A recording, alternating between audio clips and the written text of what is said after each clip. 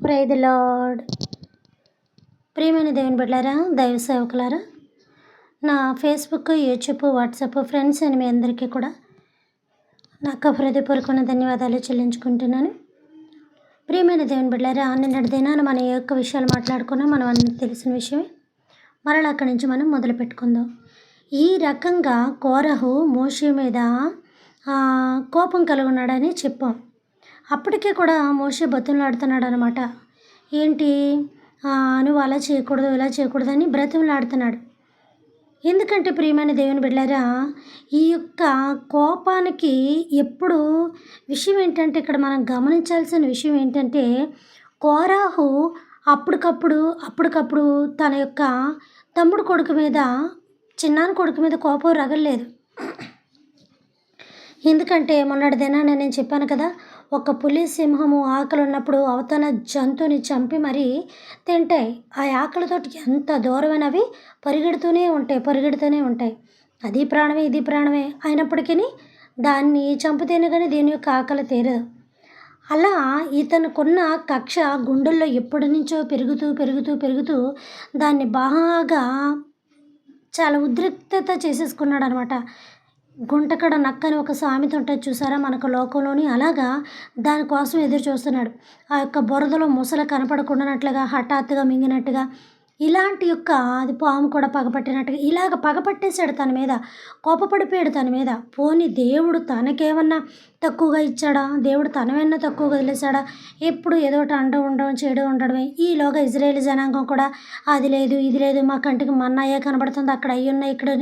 ఈ సొనుగుడు ఎక్కువైపోతుంది. దేవుడికి కూడా సొనుగుడు అంటే చాలా చిరాకు సుమా.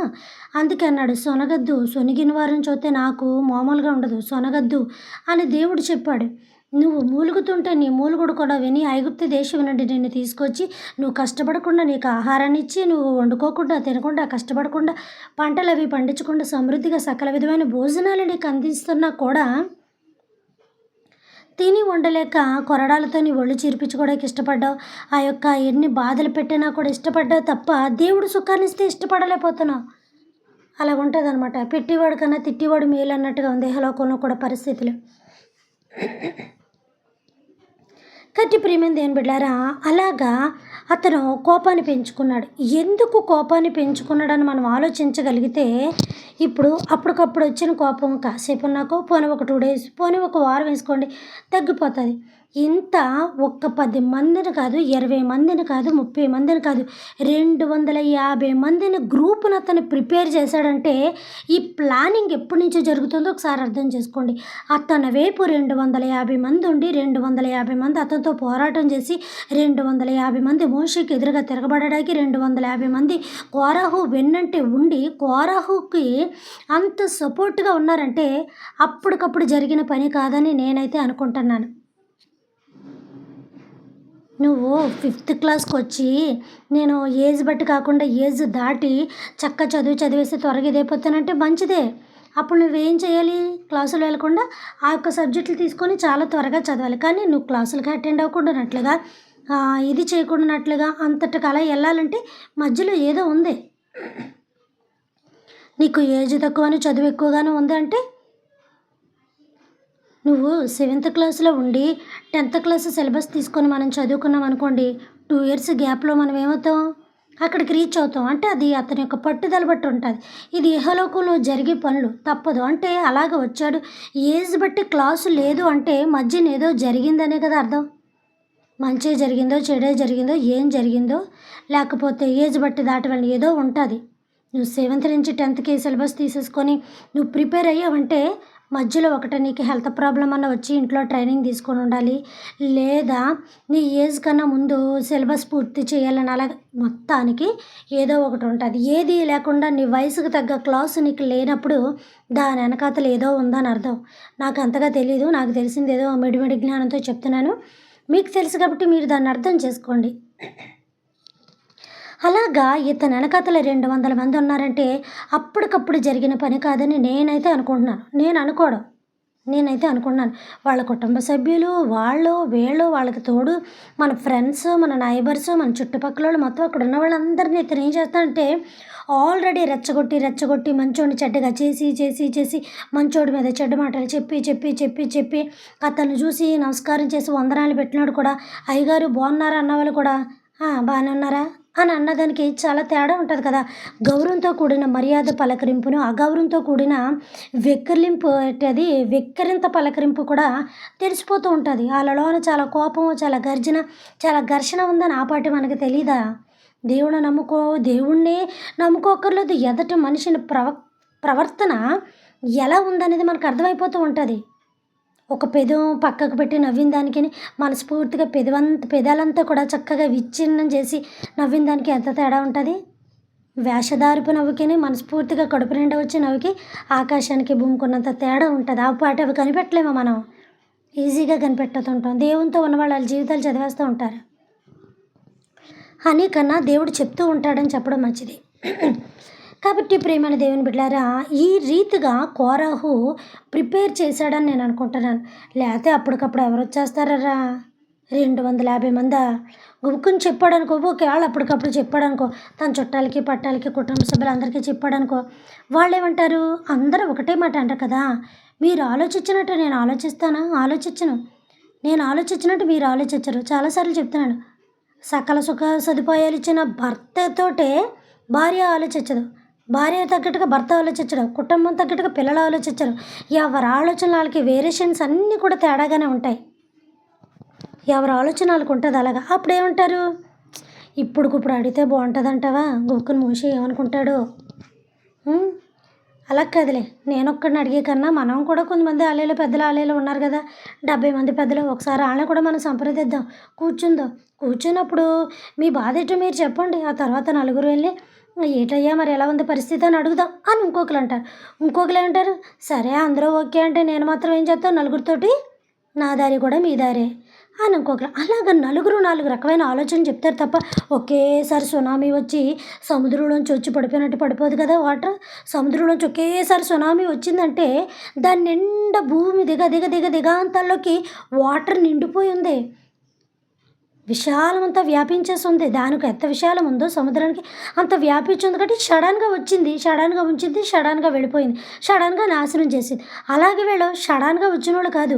ఆ యొక్క సముద్రంలో నీరు ఎప్పుడైతే ఎలా నిలవ ఉండి ఒకేసారి ఉప్పునొచ్చి పోయిందో వీళ్ళ గుండెల్లో కూడా కోరహు కక్షని, ద్వేషాన్ని, ఈర్ష్యని నింపేసి వీళ్ళందరినీ ప్రిపేర్ చేసి ఒక సమూహం కింద పెట్టి ఉంచాడు. పూత రాకుండా చెట్టేసాక పోతొచ్చి అంటే ఎలా వస్తుంది?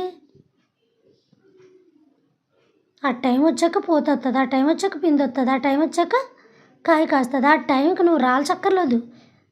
దాని యొక్క కాయ పండిపోయినప్పుడు కాడ కింద వదిలేస్తుంది. దాని పట్టు తక్కువైపోతుంది. కాయ పట్టు ఎక్కువ అవుతుంది. కాబట్టి టపీమని కాయ పడిపోతుంది. నువ్వు ఏమి దాన్ని పడగొట్టక్కర్లేదు. పచ్చితనంలో పడగొట్టాలంటే అది నువ్వు కొట్టాలంతే. పండుతనంలో నువ్వు పడగొట్టక్కర్లేదు. జస్ట్ ఆ కొమ్మాల ఊపినా చాలు టపీమని పడిపోద్ది. ఎందుకంటే ఇంక అది బాగా మిగలముగ్గిపోయింది కాబట్టి. ఏ కాయ వాసన ఎంత దూరానున్నా పక్కన వెళ్తేనే చెప్పేస్తున్నాను. మామిడికాయలు వెళ్తున్నాయి, జాంకాయలు వెళ్తున్నాయి, ఆ కాయలు వెళ్తున్నాయి, ఈ కాయలు వెళ్తున్నాయి. ఎందుకంటే దాని సువాసన ఆ చెట్టు పేరు నోటమట మనకు వచ్చేస్తూ ఉంటుంది. ఏ పువ్వుల పక్క నుంచి వెళ్ళా మనం చెప్పేస్తూ ఉంటాం. లేడీస్ గమ్మున చెప్పేస్తూ ఉంటారు. మొగోళ్ళంటే ఈ పువ్వు పేరు దానికి, ఆ పువ్వు పేరు దీనికి పెట్టేస్తుంటారు కానీ తెలియక వాళ్ళకి.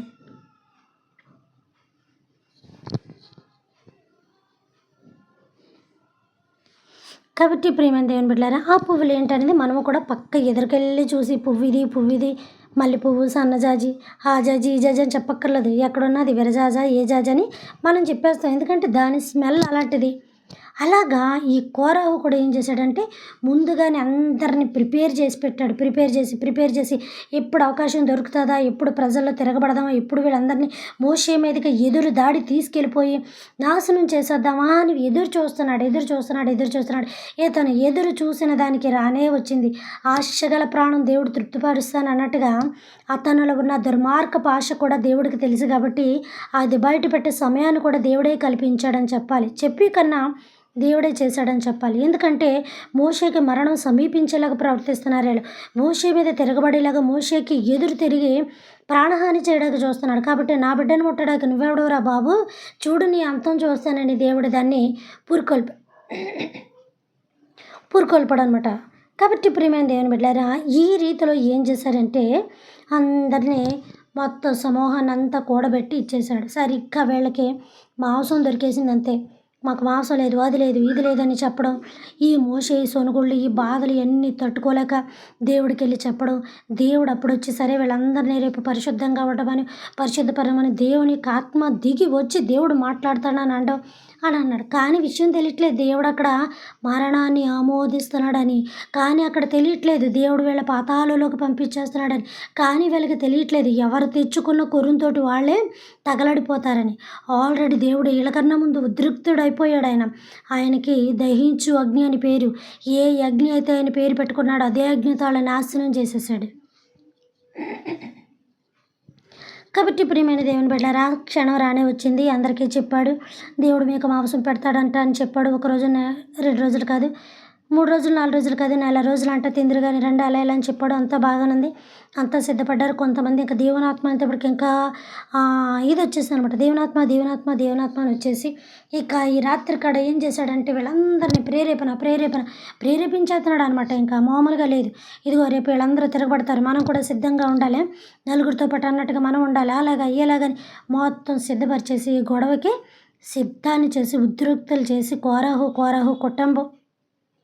ఇక్కడ ఒక విషయం తెలుసా ప్రియమైన దేవుని బిడ్డలారా, చాలా గొప్ప విషయం. ఇందాక నేను బైబిల్ చదివినప్పుడు, ఇందాకంటే మధ్యాహ్నం నేను బైబిల్ చదివినప్పుడు చాలా ఆశ్చర్యం వేసింది నాకు. ఎందుకు ఆశ్చర్యం వేసిందంటే యాక్చువల్గా చెప్పాలంటే కోరహు సంతతి, కోరహు కుటుంబము, కోరహు సంతతి, కోరహు కుటుంబము, ఇదే పేరు వస్తూ ఉంటుంది ఇప్పటిదాకా చివరిదాకా వస్తూ ఉంటుంది. కానీ గొప్ప విషయం ఏంటంటే కోరహుకు సంబంధించిన తన గర్భం నుంచి వచ్చిన కొడుకులు ఒకరు లేరు అక్కడ. తండ్రికి సపోర్ట్గా ఉండవలసింది కొడుకులే కదా, తండ్రిని ఆదుకోవాల్సింది కొడుకులే కదా. ఇప్పుడంటే ఏదో జ్ఞానం పెరిగిపోయి తండ్రికి ఎదురు తిరుగుతున్నారు, కానీ అప్పటి రోజులు అలాంటి రోజులు కాదు కదా. అయినప్పటికీ తిరగలేదని అనట్లేదు. ఇందులోని కొంతమంది ఉన్నారు కదా కుర్రోళ్ళు, ఎవరాళ్ళు తల్లిదండ్రుల మీద ఎదురు తిరిగిన కుర్రోళ్ళు ఎవరరా? కయ్యోను ఒకడు, ఇంకెవరు దావీదు కొడుకు అబ్షాలోం తండ్రిని చంపేయాలనుకున్నాడు. కొంతమంది ఉన్నారు ఆ జాతి, లేరు కానీ ఉన్నారు, మరీ అంతగా లేరు. అలాగా అసలైంది వీళ్ళ లేరు. ఇంతకీ చూస్తే కొడుకులు లేరు, ఎవరూ లేరు. ఎందుకు లేరు అక్కడ ఎందుకు లేరు వీళ్ళకి తెలీదా?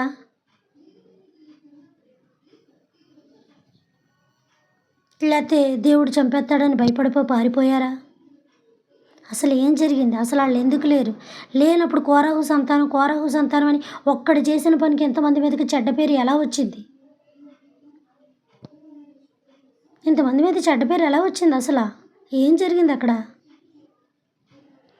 విషయం ఏంటంటే ప్రియమైన దేవుని బిడ్డలారా, ఇక్కడ వీళ్ళందరినీ తీసుకొచ్చి ఏం చేస్తున్నాడంటే మోషే దగ్గరికి రానే వచ్చారు. దేవుడు చెప్పినట్టుగా చేశారు. దేవుడు మాట్లాడాడు, మోషే వీళ్ళతో చెప్పాడు, ఇది చేశాడు. ఎందుకంటే కోరహుని దేవుడు ఎందుకు అంత ఇదిగా చేసి చంపాలి అని అనుకున్నాడంటే మోషే కోరహు పాదాలు పట్టుకొని ఇలా చేశాడు. మోషే దేవుని యొక్క పరిశుద్ధాత్మ కలిగినవాడు, మోషే దేవుని కలిగినవాడు. దేవుడు ఎవరికే లొంగడు, దేవుడు ఎవరి పాదాలు పట్టుకోవాల్సిన అవసరం ఆయనకి లేదు. ఎందుకంటే దావీదులో దేవుని ఆత్మ ఉంది కాబట్టి కొట్టే గొల్యాతుని గోళీ ఇచ్చి కొడితే దెబ్బకి ఆ యొక్క బయలుదేవతకు ముందు పడినట్టుగా ఆ పాదాల దగ్గర పడిపోయాడు. ముందుకే పడతారు, ముందుకు కొట్టిన వెనక పడతారు, వెనక కొట్టిన ముందుకు పడుతూ ఉంటారు. ఎందుకంటే ఆ ఎదర దెబ్బ తగిలినప్పుడు కిందలో ఉన్న పాదాలు కొంచెం వెనక్కి పైకి అలా బెండ్ అవుతాయి, అప్పుడు బ్యాలెన్స్ లేక పడిపోతారు. అదే వెనకాల కొట్టామనుకోండి, ఎదర పాదాలు బ్యాలెన్స్ అయ్యి వెనకాతల మడం పైకి వచ్చి ఎదరకు పడిపోతారు. ఇది ఒక చిన్న లాజిక్ అంతే, మనకు తెలియదంటూ ఏది కాదు, అన్నీ తెలిసినవి. ఆ చిన్న లాజిక్ మనం గమనించగలిగితే సరిపోదు. దీనికోసం ఆయాలజీలు ఇయాలజీలు థియాలజీలు చదవక్కర్లేదు. కాబట్టి ప్రియమైన దేవుని బిడ్డలారా, ఈ రీతిలో మోషే కోరహు పాదాలు పట్టుకునేలా చేశాడు. కోరహు ఏం చేశాడు తెలుసా? మోషేని తన్నాడు. పాదాలు పట్టుకున్నాడంటే, అక్కడ చేదరించుకున్నాడంటే అర్థం ఏంటర్రా? అతని చేతులతోటి సాష్టాంగ నమస్కారం చేసేసాడు కోరాహుకి. తట్టుకోలేకపోయాడు బాధ. అన్నా దయచేసి నువ్వు అర్థం చేసుకో, దేవుడు ప్రజల్ని రెచ్చగొట్టద్దు, దేవుడు మరణానికి సిద్ధంగా ఉన్నాడు, దేవుడు శిక్షించేస్తాడు. దయచేసి నేను వాళ్ళ దగ్గర ఒక్క మేక పిల్లను కూడా నేను తీసుకోలేదు, నేనేమి ఆశించలేదు, ప్లీజ్ అన్న దయచేసి అలా చేయొద్దన్నా, నీ కోపం వాళ్ళందరి మీద రగలనివద్దన్నా అని. ఓ సొనుగులు మామూలుగా కాదు. మేము చచ్చిపోవడానికి తీసుకొచ్చా కోరాహుని. కోరాహు కొడుకుల అభినాదాబు, ఇంకెవరాలా? కోరాహు, అభినాదాబు. వాక్యాన్ని రేపు చదువుతాను ప్రియమైన దేవుని బిడ్డలారా. ఇందాక చదివి బైబిల్ పక్కన పెట్టేసాను, బైబిల్ లేదు. ఇప్పుడు ఆప్ తీయాలంటే డిస్టర్బ్ అయిపోద్ది. కాబట్టి కోరాహు, అభినాదాబు వీళ్ళందరూ ఉన్నారు. చెప్తాను, రేపు బైబిల్ తీసి చదువుతాను. ఆ రీతిగా ఏం చేశాడంటే తిరగబడ్డాడు. నువ్వే నాయకుడివా? మేం మాత్రం నాయకులు అవ్వకూడదా? నువ్వే ఎలా ఈ ప్రజలందరినీ అంటే నీ అన్నగారు వచ్చి దేవుడికి యాజకత్వం చేయాలా? అహరోను నువ్వు వచ్చి నాయకులు నడిపించే మహానాయకుడివై నువ్వు ఉండాలా? మేము అన్నా దేవుడు నీకు ఇచ్చిన పని అంత చిన్నతంగా ఎన్నుకోద్దన్నా, దయచేసి అర్థం చేసుకో. దేవుడు నీకు చాలా గొప్ప పదవి ఇచ్చాడు. ఇజ్రాయేల్ అందరికీ ఒక వంశం కింద నడిపించి అందులో మళ్ళీ ప్రత్యేకాన్ని చేసి మళ్ళీ ప్రత్యేకత ఇచ్చి ఇజ్రాయేలులో నిన్ను కలపలేదని అంటే ఏళ్ళు ఇజ్రాయేలే, కానీ ఇజ్రాయేలులో కలపలేదు. ఇజ్రాయేల్ అంటే సమూహం అని కూడా అర్థం వస్తాయి. నిన్ను కలపలేదు. నీకు అంత దేవుడి పని నీకు అంత చులకన ఎలాగైపోయింది? నువ్వు అంత దేవుడి పని అంత చులకనగా నీచంగా నువ్వు ఎలా ఎంచుకోగలుగుతున్నావన్నా? దయచేసి వద్దు ప్లీజ్ అని చాలా చాలా చాలా బ్రతిమలాడాడు. ఇక వినట్లేదు. నాయకత్వం నీకే ఇచ్చి నీ అన్నకు వచ్చి అహరోను తను ఇచ్చి దేవుడికి యాజకత్వం చేసి మీరిద్దరు శ్రేష్ఠులా, మీరిద్దరు యోగ్యులా? నీ తాత వేరు నా తాత వేరా? నీ తాత లేవి కదా, నా తాత లేవి కదా, ఆ తాత నుంచి వచ్చిన వాళ్ళు కదా. నీ తండ్రి కహాతు, నా తండ్రి అంటే కహాతు కొడుకులు వీళ్ళందరూ. అంటే లేవి కొడుకు ఎవరు? కహాతుకు పుట్టిన వాళ్ళ కహాతు కొడుకుకి కోరహు పుట్టాడు పెద్ద అతనికి. కహాతు రెండో కొడుక్కి ముగ్గురు పుట్టారు. ఆ ముగ్గురులో ఎవరంటే అహరోను, మిరియాము, మోషే, వీళ్ళు ముగ్గురు పుట్టుకొని వచ్చారు. ఇలాగా ఈ సంతతి బట్టేలు పుట్టుకొని వచ్చారు. అంటే లేవికి నువ్వే తాతవే, లేవి నీకే తాత, లేవికి మేము తాతలం కాదు, లేవి తాత నీకే యాజకత్వం ఇచ్చాడు, లేవి తాత మాకే యాజకత్వం. లేవి ఎవరో తెలుసు కదా? లేవి ఎవరు? యాకోబు కొడుకుల్లో ఒక్క కొడుకు లేవి. యాకోబు కొడుకుల్లో ఒక్క కొడుకు లేవి అనమాట. అని చెప్పాను కదా, ఇంటి పేరు ఒంటి పేరు గోత్రం పేరే మనిషికి పెట్టబడిన మనిషికి పెట్టబడిన పేరు అని దేవుడు అంటున్నానేటి, నా బుర్ర పని చేయట్లేదు. కోరాహు పుట్టుదెప్పుడు తిప్పుతున్నాడు. అదే వంశం నుంచి వచ్చాం కదా మనం. అదే నీ ఇంటి పేరు అదే, నా ఇంటి పేరు అదే, నీ తండ్రి ఇంటి పేరు అదే, నా తండ్రి ఇంటి పేరు అదే, మన తాత పేరు అదే. నీకే ఇచ్చాడా? తాత నీకే ఇచ్చాడా? మాకు ఇవ్వలేదా అధికారం? లేవి తాత నీకే ఇచ్చాడా? కహాతు అంటే అతను లేవి కొడుకు, అక్కడి నుంచి వచ్చిన ఏళ్ళ కొడుకులు నీకే ఇచ్చారా? మాకు ఇవ్వలేదా? ఎందుకు ఇతను ఇంత ఉద్రిక్తుడు అయిపోతున్నాడంటే ఇతని పని ఏంటో తెలుసా? ఇతన కొడుకుల పని టెంటల మోయడు. టిప్ టాప్ టెంట్ అంటారు కదా, అంటే ఒక చోట పైన అయినప్పుడు అక్కడ వేసి అక్కడ తీసి ఆ సుత్తులు గోతుల్లోకి తవ్వి అందులో పెట్టి ఆ టెంట్ల తాళ్ళు కట్టి టెంట్లు వేసి డేరాలు కట్టి ఒక విధంగా టెంటపు గుడారం, ఆ గుడారాల ద్వారా దేవుణ్ణి ఆరాధించుకోవడం. అంటే అప్పటికి మందిరాలు లేవు కదా. ఇప్పుడంటే వీధికి 3 మందిరాలు వచ్చేస్తున్నాయి, వీధిలో 4 మందిరాలు వచ్చేస్తున్నాయి, పేటకు 6 మందిరాలు వచ్చేస్తున్నాయి. అప్పటికి గుడులు లేవు. గుడి ఎక్కడుంది? ఎప్పుడో శిలోహలో దేవాలయంలో అన్న అనే వీళ్ళు ప్రార్థన చేసుకొని ఆవిడ ఒక్కుతుంది. అలాగ ఒక యాజకుడు ఉండేవాడు. వాళ్ళు ఎప్పుడు వెళ్ళేవారు? ఈ బలులు గిలులు అన్నీ మొక్కుకొని సంవత్సరానికి ఒక్కసారి వెళ్ళి ఇచ్చేవారు. ఒక మేకనో దూడనో ఎద్దునో. అది కూడా ఏంటి? వీళ్ళ బలి అర్పణ అదేంటి ఇచ్చేవారు అనమాట. వారం గుడులు అప్పుడు లేవు. వారం వారం దేవుడిని ఆరాధించే విధానం ఎక్కడుంది అంటే ఇంటింటి ఆరాధన మాత్రమే ఉంది. 6 రోజులు నువ్వు ఆరాధన చేయాలి. 7వ రోజు మాత్రం నీ దినాన్ని పరిశుద్ధపరచుకోవాలి. అందుకే 1 మైలు దూరం నువ్వు నడవకూడదు. 1 మైలు దూరం నువ్వు వెళ్ళకూడదు. అందుకే నువ్వు ఉన్న చోట నుంచి కదలకూడదు. నువ్వు నీ కుటుంబాన్ని మాత్రమే ఆహారాన్ని సిద్ధపరచుకొని సాయంకాల దినమని చేయాలి. మీరు చెప్తుంది నిజమే, బాగానే ఉంది. అది పాత నిబంధన కదా, కొట్టివేయబడింది కదా. మీరు చెప్పింది నిజమే, నేను ఒప్పుకుంటున్నాను. అది పాత నిబంధన, కొట్టివేయబడిందని నీకు చెప్పిన వాళ్ళు ఎవరు? అంటే క్రీస్తుకాలం వచ్చాక మార్పులు వచ్చాయి కదండి, క్రీస్తుకాలం వచ్చాక చేర్పులు వచ్చాయి కదండి, క్రీస్తుకాలం వచ్చాక కొన్ని తీసేసి కొన్ని కుదించారు కదండి. అసలు తీసింది ఏంటి, కుదించింది ఏంటి, పెట్టింది ఏంటి, నీకు తెలిసింది ఏంటి నాకు చెప్పండి కొంచెం. నేను నలుగురికన్నా చెప్తాను కదా, నా సైడ్ నుంచి ఒక 10 మంది అన్నా వెంటన్నారు. ఆ 10 మంది కన్నా నేను చెప్పేదాన్ని అవుతాను కదా. నాకు తెలిసిందే నేను చెప్పింది, నేను జ్ఞానినని విర్రవీగే కన్నా సారీ నేను విర్రవీగను. మీకు తెలిసింది కూడా నేను కలిపి చెప్తాను కదా అక్కడ. పోనీ నా జ్ఞానం కాదు, పలానా ఆయన ఇలా పంపించారంటే మీ పేరు చెప్పి మరీ చెప్తాను. నాకు కావాల్సింది గొప్ప కాదు, అది నా సొంత జ్ఞానం అని నేను అసలు అనుకోను. అలాంటి మనస్తత్వం అది కానే కాదు. యేసుప్రభు వారు కూడా ఒక్కరికే సువార్త చేశారండి. వేల వేల మందిలో ఉన్న చోట దేవుని ఆత్మ నా మీద ఉంది అని అనుకోవడం తప్పు. ఎక్కడ 2 కూడి ఉంటానో వాళ్ళ మధ్య నేను ఉంటానని ఖచ్చితంగా అన్నాడు. వాళ్ళు అలాంటి మాట అనుకుంటారనే దేవుడు మనకి ఎలాంటి మాట వదిలిపెట్టేశాడు. ప్రియమైన దేవుని బిడ్డలారా, రేపు మాట్లాడుకుందామే. ఇక్కడే ఇదే విషయాన్ని పట్టుకోండి. నేను తీసుకొని వచ్చాడు, నువ్వే తాతక మనవడవి మరి, మేం కాదు మరి అని ఇక్కడ దాకా రెచ్చగొట్టాడు. మిగతా విషయాలు రేపు మాట్లాడుకుందాం. పరలోకమందున్న మా తండ్రి, మీ నామము పరిశుద్ధపరచబడును గాక, మీ రాజ్యం వచ్చును గాక, మీ చిత్తము పరలోకమందున నెరవేరినట్లు భూమి అందులో నెరవేరును గాక. మనదిన ఆహారం నేడు మాకు దయచేయమయ్యా. మా యొక్క బోనస్తుల అపరాధములను మేము క్షమించిన ప్రకారము మా అపరాధములను మీరును క్షమించండి. తని మమ్మల్ని శోధన నుంచి కాకడం తప్పించమయ్యా. రాజ్యము, శక్తి, మహిమ నిరంతరం మీరై ఉన్నారు తండ్రి. ఆమేన్. దేవుడు మనందరినీ దీవించి ఆశీర్వదించును గాక. Good night.